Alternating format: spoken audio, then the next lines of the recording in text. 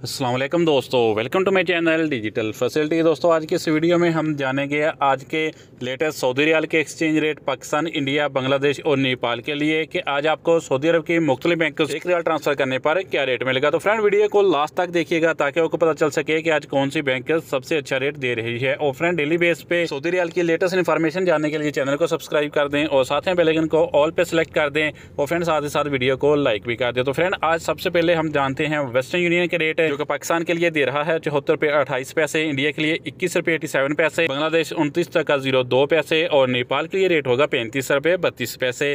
Friend बात करें URP की तो पाकिस्तान के लिए दे रहा है 73 रुपये 76 पैसे, इंडिया के लिए 21 रुपये 81 पैसे, बांग्लादेश 28.90 पैसे और नेपाल के लिए रेट होगा 35 रुपये 21 पैसे। फ्रेंड ANB टेलीमनी पाकिस्तान के लिए दे रहा है 73 रुपये 49 पैसे, इंडिया के लिए 21 रुपये 87 पैसे, बांग्लादेश 28.92 पैसे और नेपाल के लिए रेट होगा 35 रुपये 16 पैसे। फ्रेंड बात करें इंजाज बैंक की तो पाकिस्तान के लिए दे रहा है 73 रुपये 75 पैसे, इंडिया के लिए 21 रुपये 88 पैसे, बांग्लादेश 29.04 पैसे और नेपाल के लिए रेट होगा 35 रुपये 07 पैसे।